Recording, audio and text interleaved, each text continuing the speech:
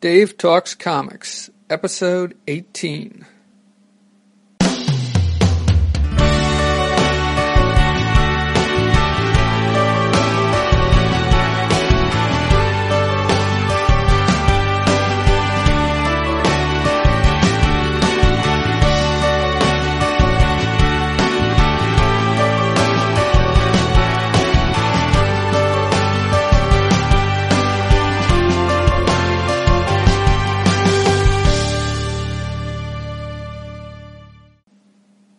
Dave Talks Comics is a collection of my thoughts, memories, and musings on comics I have read.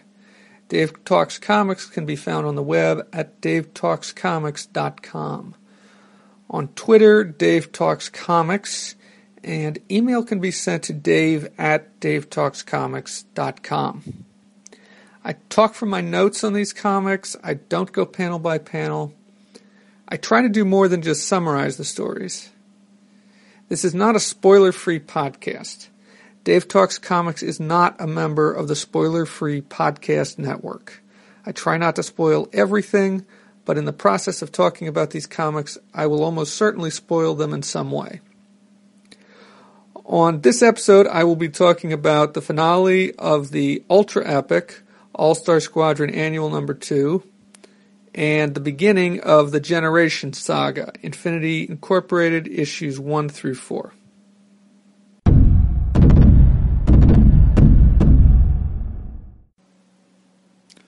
All-Star Squadron Annual Number 2. This is called The Ultra War. Writer-editor is Roy Thomas. Illustrator is Jerry Ordway. Cover date is 1983. And I believe this was probably released a couple weeks after issue 26, which had a cover date of October 1983.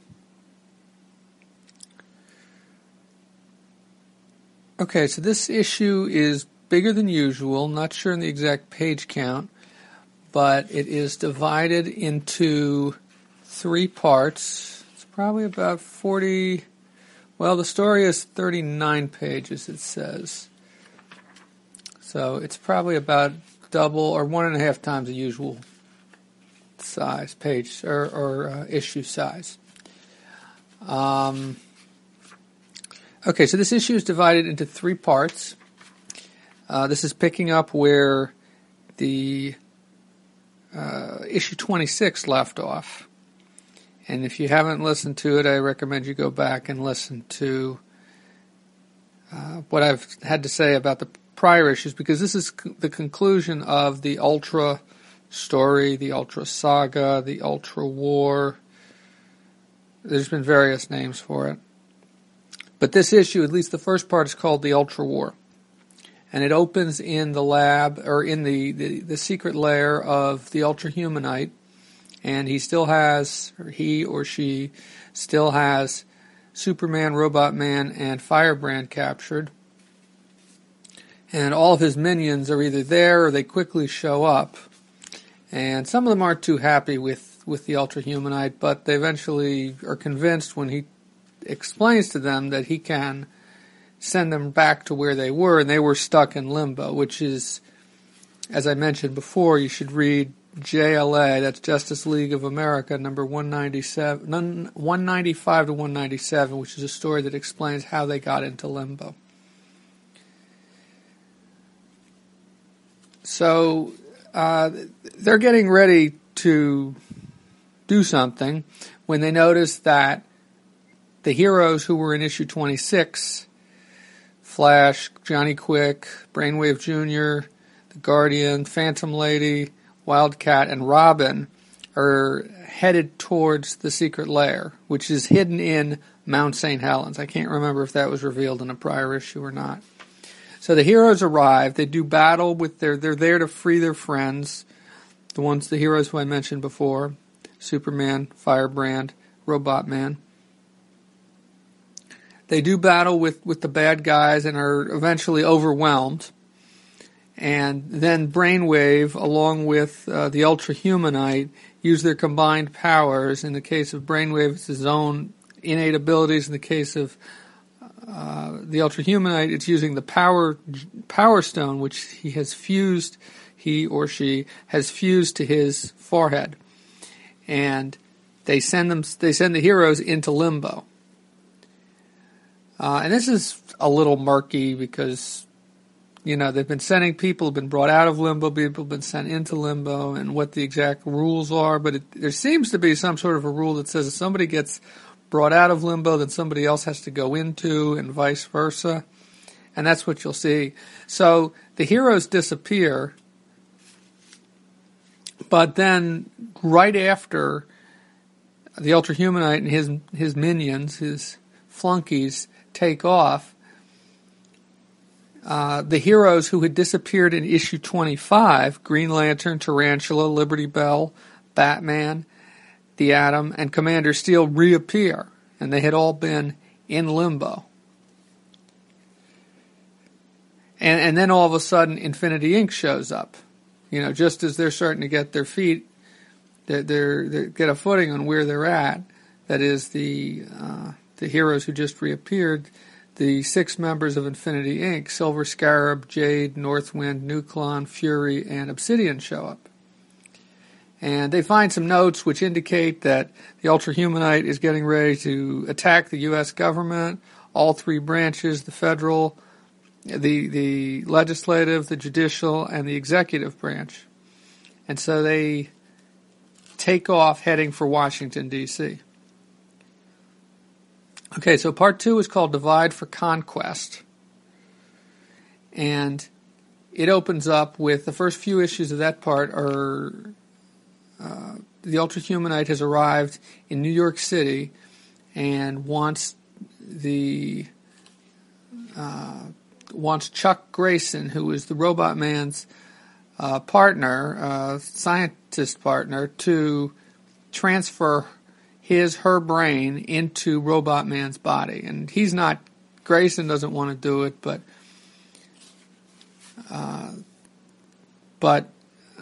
he's being forced to do it.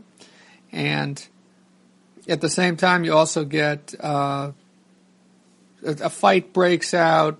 Amazing Man starts to resist, although he's eventually overcome.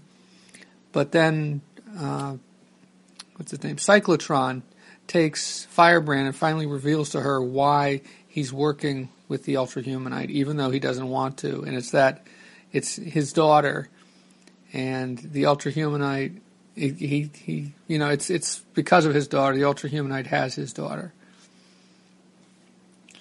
So then the scene switches, and the rest of part 2 is all about this attacks on the various branches of the U.S. government. So you get first off the judicial branch, the Supreme Court, the Monocle and the Ragdoll attack there, and and on the heroic side you have the Silver Scarab and Liberty Bell and Tarantula fight them off. And then you have in the legislative branch, in the Capitol, in a joint session of Congress, the Mist and the Mist and Psychopirates show up. And at the same time, or right after, Green Lantern and Jade and Obsidian show up to fight them. And then finally, and there's a little bit of, was it there or was it later on? A little bit of, because what you may not know is that, Jade has powers that are very similar to Green Lantern, although they seem to be innate. She doesn't have a ring, and so there's some question as to who she is and whether she's related to Green Lantern, which all will be revealed in time. But so then on the executive branch, Vulcan and Brainwave show up, and then Brainwave reveals that he's not actually Brainwave, but he's Brainwave Jr., that he defeated his father and has been casting an illusion to make himself look like his father. But Vulcan deals with him fairly quickly once he reveals himself. But then in come Batman and Cyclotron and Commander Steel to do battle with Vulcan.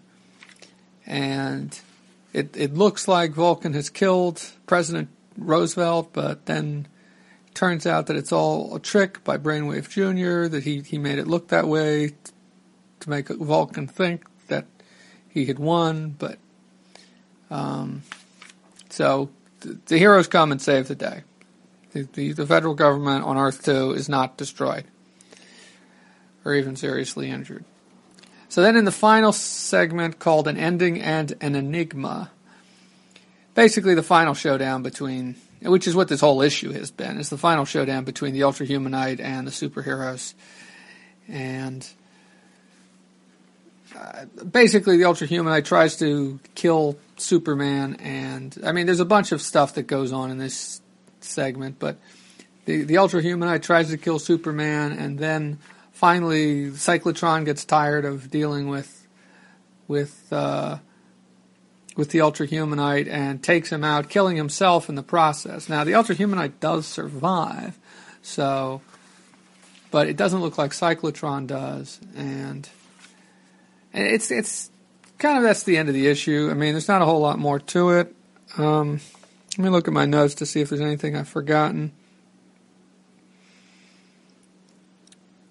Well, I mean, I think this issue, I like the art in this issue. It's all Jerry Ordway. I mean, some panels are better than others. There's a lot going on in this story. There's a lot going on in this issue. And even though you can break it down and show this and show that, it doesn't completely live up to my memories of it. It's you know, it would be a better story if it was. It's overcrowded. It's overcrowded. It's not quite as good as I remembered.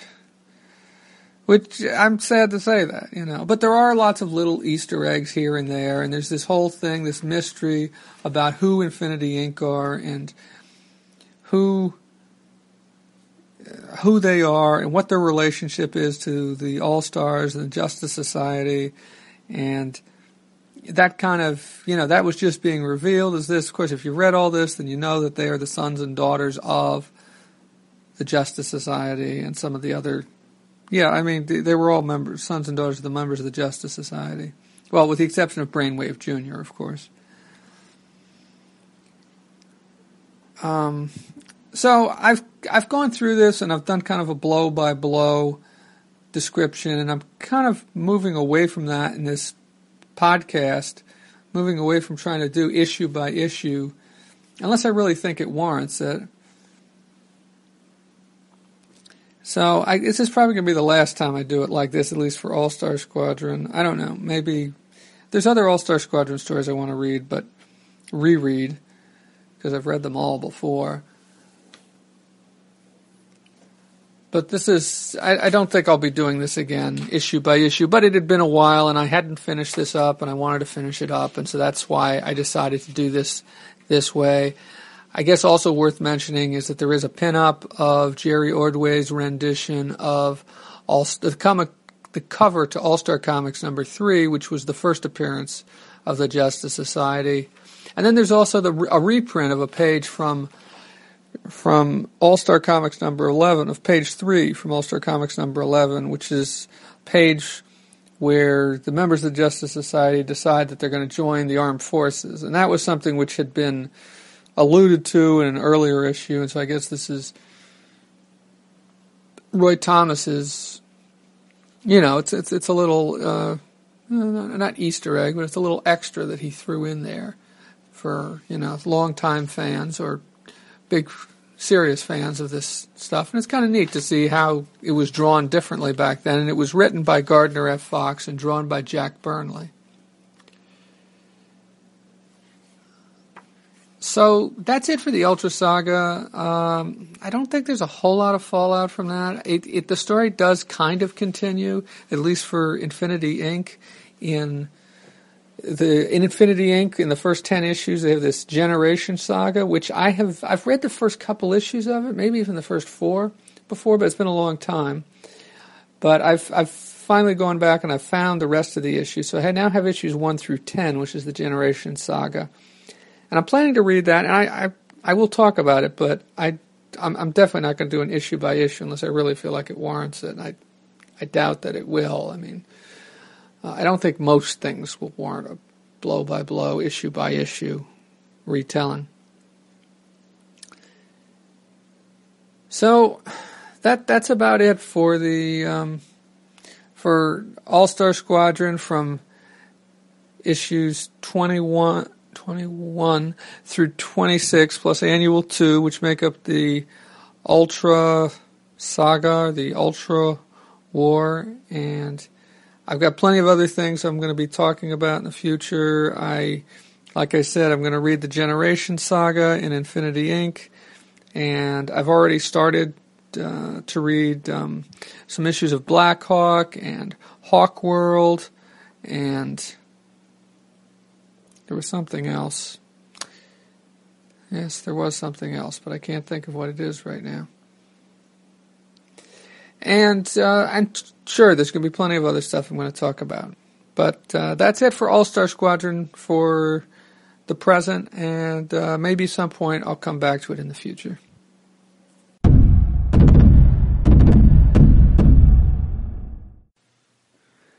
Infinity Inc. issues 1 through 4. These are the first 4 parts out of 10 of the Generations Saga or Generations story. This springs immediately from the Ultra story in All-Star Squadron, which is where the team, Infinity Inc., who are basically the sons, daughters, adopted and biological of members of the Justice Society of America. And this is all pre-crisis, of course, pre-crisis on Infinite Earths. I believe this comic book started in 1984. The Ultra Saga was the year before, so that was in 1983. And really, if you want the complete story, you should go back and also read the Justice League, Justice Society crossover issues. I believe it's 195 to 197, which also included Ultra. So this story, well, it doesn't introduce them, but it's their first story because their appearance in All-Star Squadron was, of course, they, being Infinity Inc., they were appearing in somebody else's book. So this story opens with a meeting of the Justice Society and the Infinity Inc. bursting in at least 4 members of who will become members of the team. And actually there's 1, 2, 3, 4, 5, 6, 7 featured on the cover. And I believe there's other members who come in later on. But I think that's the extent of the membership in this issue. So there's a meeting of the JSA, and of course, and Infinity Inc. bursts in. Of course, what happens is what happens all the time when people unexpectedly meet, when superheroes unexpectedly meet, which is a fight breaks out. And eventually things are kind of settled out, and the members of Infinity Inc. take off their masks and reveal who they really are, and their parents aren't too happy about this, and so basically they end up chasing them off. And you start to get little bits and pieces. You get a little bit of background on who both on the JSA members and on who the members of Infinity Inc. are and what their backgrounds are. And in this first issue, you mostly just get information about the Silver Scarab, who I believe becomes the leader of the team, but I'm not certain, who is the son of Hawkman, and also you get information on Fury, who is the daughter of Wonder Woman. Actually, there is more. You also get information on Nuklon, who is the adopted godson of the Atom. And you also get a little bit of information on Northwind, who is, he's not the son of Hawkman, but his father is a friend of Hawkman's, and he is not completely human. He's partly human, and his mother was from this bird-like people who live in the far north and have no contact with humans, or extremely little. So that's basically the first issue. Oh, and I should mention that this is written by Roy Thomas and drawn by Jerry Ordway and Mike Macklin. And this is printed on really nice paper. And this series, to my knowledge, they have reprinted the first 4 issues in a collection, which I think cost something like $30. At least that's the cover price. You may be able to find it for less. But this is printed on really nice paper. This is like I believe they called this Baxter paper back in the day, and it really is nice for the colors. It really shows the colors nicely, and of course Jerry Ordway's pencils are great, and his visual storytelling, and the combination of he and Mike Macklin, and let's see, the colors are by Anthony Tolan, who I believe is also a writer these days, and the letters are by John Costanza, whose work I love. So that's basically the first issue. The first issue just kind of introduces those 4 members. Wait, is it 4 or is it 6? No, it's 6 members, because towards the end of the issue, in comes, the 4 were Silver Scarab, Fury, Nuklon, and Northwind. And then towards the end of the issue, Jade and Obsidian show up, who are twins and are the kids of the Green Lantern. So basically they get chased off, they get run off by the JSA in issue 1. And so they kind of take off and try to hang out on their own. They end up getting into a fight in a fast food restaurant.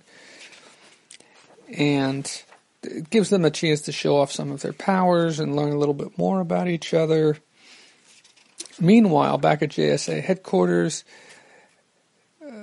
Brainwave Jr. shows up and attempts to tell them, but once again, and he's, unlike his father, he's not a bad guy. And he attempts to tell them what's what and that there's something serious going on, but they really don't want to listen to him, I don't think. See, I'm flipping through this and I'm trying to figure out, he's warning them about Ultra, but they're not really listening. Anyway, originally when the members, 6 members of Infinity Inc. took off, 2 of the younger members of the JSA, Power Girl and the Huntress, also went with them. The other young member of the JSA, the Star Spangled Kid, stayed behind, but now he takes off with Brainwave Jr. So you get a little bit of background in this very short, very brief, on Power Girl and the Huntress. And also this issue kind of leads into their appearance in Infinity Inc.'s appearance, or the 6 members of Infinity Inc. who appear in All-Star Squadron, issues 25 through Annual 2, 25, 26, and Annual 2. And actually Brainwave Jr., although he doesn't get brainwashed like the others do. And so this issue kind of ends with them disappearing and Brainwave Jr. following them into the past. And then the next issue basically picks up with them, all of a sudden they're back from that. So it really helps to read, or to have read, the Ultra story from All-Star Squadron. So the only members of Infinity Inc. who didn't get pulled into the past or go into the past were the 3 who were originally members of the Justice Society, Huntress, Power Girl, and Star Spangled Kid. So they spend a few pages in issue 3 trying to figure out what's going on, but then all of a sudden their teammates show up again. So, and they kind of explain what happened, and you get a recap of some of the things that went on. Let's see, then they go to the Halls, Carter and Shira Hall's place. Shira or Shaira? I'm not sure which one for the Earth 2. This is the Hawkman, and Shira Hall was Hawk Girl, but she doesn't seem to be back during World War II. I don't think she's I don't know exactly when she retired, but it doesn't seem as if she's Hawk Girl anymore. So then the members of Infinity Inc. go out west. They fly out to the West Coast to a piece of property that is owned by the Star-Spangled Kid or the company that he owns, a movie studio, and they think they're going to relax there, but they run into none other than Solomon Grundy. And then the issue ends with the going back to the Justice Society. A bunch of the members of the Justice Society have responded to a message from Superman about asking them to come to some remote location, and then it looks like he kills them, but I don't think they're dead. So, but let's see, it's the Atom, Hawkman, Green Lantern, not Batman, Robin, and Wonder Woman. And I think all of them, with the exception of Robin, have ties to the members of Infinity Inc. I can't think of any particular tie, unless you want to consider that. Well, that's true. Yes, I guess Robin does have some tie to Huntress, because Huntress is the daughter of, at this point, in the pre-crisis on Earth 2, Huntress was the daughter of Batman and Catwoman.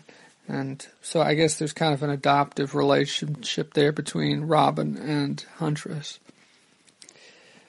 But Superman seems to have gone nuts, and it looks like he drowns them. So that's where issue 3 ends. And then finally issue 4, well, it's got a great cover, which shows the Justice Society members who were drowned in the previous issue all laid out, and the members of Infinity Inc. around them kind of all broken up about it. And there's just something about the layout of this cover and the colors, and I suppose that the inking, the drawings, the penciling, that it really is great. I just really impressed. I think it's my favorite of these 4 covers. So the issue, the big focus in this particular issue is on Northwind's origin and the place where he comes from, which is called, I think, Featheria or something like that. And so they fought in Solomon Grundy in the previous issue. And so now Northwind and Jade and Obsidian are taking him to Featheria, where they believe they can keep him in check. They can keep him under, subdued, Solomon Grundy. So on the trip up there, what you get is a lot of background. First on Jade, and then on Obsidian, and then finally on not so much on Northwind, but on Featheria. And what they actually do is they actually reprint a story from an old issue of Flash Comics, which is where Hawkman used to appear, the story which introduced Featheria, which was from the late 40s, I believe. And then finally, at the end of the issue, you get what's foretold kind of on the cover, which is this scene where the members of Infinity Inc., the Infinitors, I think they call themselves, find out about what's happened to their parents. And okay, so that's it for the story. So I just want to say a couple more things about these. These 4 issues, these are the original copies, I believe, that I bought back in the day. I read these 4 when they first came out, but I never went any further, and I really don't have any clue as to why I didn't go any further. At that point in my life, this was 1984, so I was 14, and I was in and out of comic books. I really have no idea why I didn't buy any more, if it was price or what it was exactly, or lack of interest, or I wasn't sure where the story was going. I mean, that certainly had happened to me before. But so far, I'm really enjoying the story. And in fact, so far, I would say I'm enjoying it more than I've enjoyed the Ultra story in All-Star Squadron. The other thing I wanted to point out was the text pieces. at the end of each of these. There is no official letters page per se. There are no, well, hold on, that's not true. There is a letter or two here. So the first one is the I guess editor's page is Roy Thomas talking about the background to this and how he wanted to create a team. He wanted to create a legacy team that followed up on the Justice Society. And that's in the first issue. And he talks a little bit about, and so that's what's covered on the editor's page in the first issue. And then in the second issue, he has a letter from somebody who's read their appearances in All-Star Squadron and is commenting on, and it's a fairly long letter, it stretches across 2 comic book pages, and talking about, this particular guy's opinion on what he foresees for Infinity Inc. and what he hopes it will be, and what he hopes it won't be, and who they will be, and how they tie into the JSA, and what their sort of relationship they'll have with the JSA. Now, the third issue is the editor's page on the third issue kind of follows up on one of the plot points in the third issue, which is, and I didn't mention this before, that it turns out that the Star-Spangled Kid and Brainwave Jr. are related. And the Star-Spangled Kid's sister apparently is Brainwave Jr.'s mother. And so, and she had she was a superhero, and she had she was featured in Star-Spangled Comics, I believe. Let me see. Yeah, Star-Spangled Comics for a number of issues. And she was Mary, Girl of 1,000 Gimmicks. I believe that's it. But, yes, Mary, the Girl with 1,000 Gimmicks. And so that's a little text piece about her and kind of a little more speculation on what's to come. And of course, Roy Thomas loves these historical pieces. He was a big fan of the JSA when he was a kid. And so this is the sort of stuff that he really grooves on, and he really loves bringing these back and working them into the current continuity. And then finally, the editor's page in the fourth issue is talking about this reprint and how it came to be, and how this reprint is actually a recreation of sorts by a fan who traced some of the original story. And so I'm not sure if that makes it better or worse. Honestly, I'm not crazy about the art on the reprint pages from this story, which was from, let's see, they give you the exact issue number, Flash Comics number 71 from 1946. And the story I didn't think was great. The art wasn't crazy about, even though it was Joe Kubert, but it's not Joe Kubert that you see later on in the 60s. Joe Kubert was still, his art was evolving, and I got to be honest, I wasn't crazy about it then. And I wasn't crazy about what his art. I've seen, I think, some other pages that he had done back then, and it just, I don't know, it doesn't have the. I wouldn't say that Joe Kubert's art, even his later art, was a clean style or a clean line like somebody like John Byrne or George Perez or some other artist, or Brian Boland. It's nothing like that. Even his later stuff, which I do like, but this just didn't. I don't know. I didn't really get enough. Like I said, the story wasn't great. And the story was by Gardner F. Fox, who created the All-Star, who created the Justice Society and created a number of the heroes, including Hawkman. But the story just didn't do anything for me. Obviously, it gave you a certain amount of information. I guess it was kind of neat to see some old stuff, but anyway, on the whole, I'm really enjoying the story. I'm going to continue to read it, and hopefully I will talk about that and record something about the next 6 issues at some point in the future.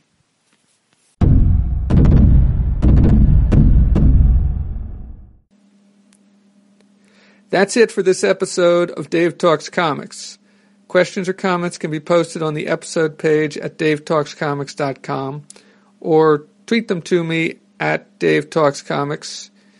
You can email your questions or comments to dave@davetalkscomics.com.